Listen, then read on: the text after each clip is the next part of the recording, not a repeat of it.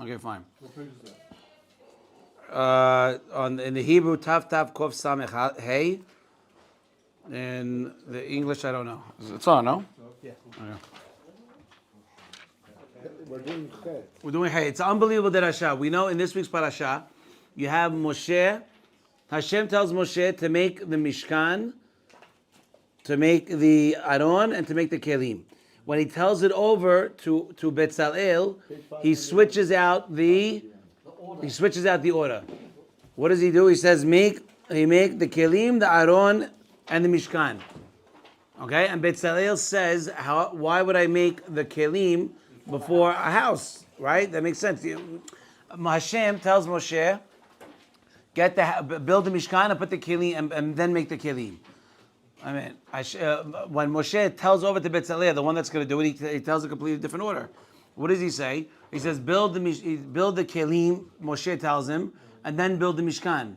It's like buying the furniture before buying the house. And what does Betzalel say? That's not the minhag ha'olam. Shouldn't we make the house first and then put the Kelim? And it says that Moshe said, Chokhmah. He realized that Betzalel has Chokhmah. Okay, let's see. Look at the Gemara. In Berachot Nun He Amud Aleph. Amar Rabbi Yishmael bar Nachmani, Amar Rabbi Yehuda. Yochanan. Yes, he was 13. He was 13. Betzalel, why was he called? By the way, you should know that Betzalel had other names. I think he had 5 other names, or 5 names total. Betzalel. He had 5 names. And you know who else had more names? Miriam. Who knew? What? You left. I'm leaving again on Monday. Glad to see you. So good. Comes to right there. The spot right there for you. You throw also at 7. You throw out 7 days. But Miriam, if you look at Rashi, Miriam, we know has 2 days. One is Pu'ah, and there's another one. And this is something that everyone should know concerning where we live. Efrat. Yes, I knew that. I heard Her name was Efrat. And that's why the Amutah to prevent abortions is called a fight. Really? I just think about it now. That's unbelievable. That is really unbelievable. That's scary. If that's true, that's awesome. If it's not, the reason why, that's even better. No. If it's true, why they call it Efrat? Is it because it's Miriam's name, or just because? So either way, it's amazing. Even if they didn't do it in her name, it's still awesome. Right. I don't know. There's oftentimes good reasons to have abortion. Well, so the Gemara Berachot. Here we go. All right, boys. Think about the hostages stuck in Gaza. You can Just idea saying. what trouble they're going Here we go. The worst. The Gemara Berachot Nun He Amud Aleph says, Rabbi Shmuel bar Nachman, you want to hate? He says that Betzalel was called Al Shem Chokhmato because he had brains. Why? When Hakadosh Baruch Hu told Moshe, go tell Betzalel to make the Mishkan, the Aron, and the Kelim. Make the house, the Aron, and the Kelim. Okay? Moshe goes and says Lahefech. He tells the complete opposite. He tells him, make the Kelim, make the Aron, and then make the Mishkan. Where it goes in, where it comes out. Rashi writes it somewhere. What do you mean? If you put in By Yaakov and Esau. Very good. The 2 balls in the tube. Like a shoferet. Yeah. So I actually called my mother because I'm a twin. I called my mother. I said, "How do you know I wasn't made first?" Yeah, we're not identical. We're not identical. I feel like I heard it before. I'll say Yeah. So I called my mother. Yeah, you remember this one. Definitely one of a kind. Well, thank you. I hope that's good. I'm sure. So I called my mother up one time. She's like at a supermarket. I go, Ma, how do you know I wasn't made first? I know I came out last, but maybe I was made first. She goes, nope. You were always baby B. I was like, okay. So again, so now, so when Hakadosh Baruch Hu tells Moshe, he says, go, tell Betzalel, make the Mishkan, the Aron, the Kelim. Moshe goes and says the complete opposite. He tells the Betzalel, Hashem said, let's make the Kelim, the Aron, the Mishkan. Flips the order. Betzalel responds to him, Moshe Rabbeinu, minhago shel olam, to make the bite and then bring in the Kelim. That's the way of the world. Do you think that Hashem really meant to say, make the Mishkan first and then the Aron and then the Kelim? Meaning he's telling him maybe it should be the opposite. And what does he answer? And so Moshe, so this is Betzalel answering. You understand? Hashem tells Moshe to do something. Moshe tells Betzalel to do the complete opposite. Betzalel answers and says, "You sure you meant this? You don't think Hashem meant the other thing?" And when he hears this, that he says exactly what Hakadosh Baruch Hu actually wanted, he says, Betzalel hayita veyadata. What does Betzalel? It means in the shadow of Hashem, right? So what's it called? As though he was like eavesdropping, as though he heard it directly. Right. Betzalel, right. He's in the shadow of Hashem, right? Because that's the only way he would have known. Now the question is that the famous question. I think this is a great question, which is not discussed about a lot. Why would Moshe Rabbeinu swap the order? Hashem said, make the Mishkan first. Right. Hashem said, make the Mishkan first. And Moshe says, make the Kelim first. Why would he do that? Moshe doesn't do anything without Hashem's say-so. Nah, come on. Moshe Rabbeinu, Anam Mikol Adam. There's nobody better than him. Unless he started with what the essence of it is the most important. Nah. What are you giving me? Then Hashem would have said the opposite also. Then Hashem would have said the opposite.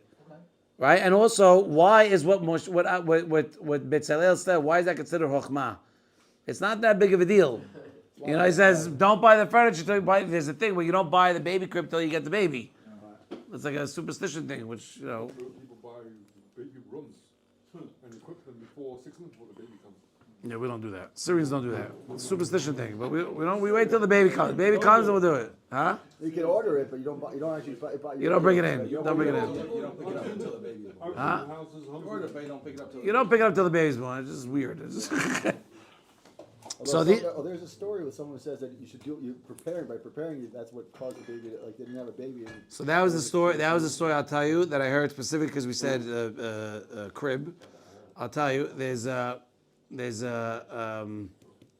listen. There was a story about two avrechim that used to go to their rabbi, and before they went to the rabbi, they would go stay by this house, and they would go every year. And one year, the woman asked, "Could you get a beracha for me that we should have a baby? We don't have a baby, okay?"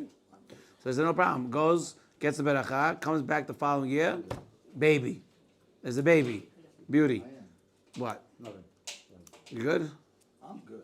Are you good? So everyone's good. I'm glad we're good. That's all that matters right now, no? All right. So listen. So now they see that there's a baby there, that the woman had the baby. So great. Now they go to the rabbi to tell that the beracha came true, which is great. But the rabbi sees that one of the rechim don't look so hot. He doesn't look so great. So he tells him, he goes, "What's the matter?" So he says, "Rabbi, I'm asking you every year for a baby. My wife is barren. I'm asking you every year for a kid. She doesn't even come to you. She doesn't even know who you are." So he says, "It's true. But you know what the difference is between you and her?" She goes, "What?" He goes, "I know she bought the crib. When you returned and you told her we got you the beracha, she got all excited. She assumed it was a done deal. So she went out and bought a crib. You didn't. You got the beracha, but if you believe in the beracha, it's going to come true. Because Hashem will protect emunat hachamim. You understand? Whatever the hachamim say is emet. It doesn't matter who you go to, who you don't go to, who you hold by, who you don't by. If you get a beracha from a rabbi and you believe it, it will happen. How about that? Take that to the bank. Okay? Okay. Could someone tell her they're too loud? Okay. No, I can't. You, because you tell her. Tell her. So, all right. So now again, what's the chokhmah? What's the chokhmah? What's the chokhmah? I'm telling you, me too. I'm done. Okay, what's the chokhmah? What's the chokhmah that Betzalel did that Moshe was so astounded that he's saying the minhag of the world is not to take what's it called? Not to put the furniture in before you get the house. Yeah. Why is that such chokhmah? And why would Moshe swap the order? That's really weird that Moshe swapped the order. That's what's more confusing here, not that Betzalel would say, whoa, hey. No, but listen, but what Betzalel said wasn't enough for Moshe to say, "Wow, you're in the shade of God." It was such a great thing. What is it's crazy? Why is it such an astounding thing? There's something that Moshe understood by Betzalel's words without even with something in between the text. So let's find out what it is, because Moshe said you must have been in God's shade. So now here's the great question: What has more kedusha? You ready for this? Here's the trivia part of the class. What has more kedusha? The building, the Beit HaMikdash, or the Mishkan, or the Kelim? Or the Kelim? So let's see. You understand the question? There's a question. What is more kadosh? The Kelim of the Mishkan or the Mishkan itself? You ready? They're equal. Who said? Hashem commanded so. So? They're both equal. But something has more. The proof is that the kelim are more kadosh because they last longer. Are you cheating? Are you cheating? I think you're cheating. That's right. You have a side. You could say both. Right. You can always, You could say, look what it says. You could say on one side that the kedusha of the aron and the kelim are greater than Mishkan itself. How do you know? Because the Beit HaMikdash and the Mishkan were destroyed.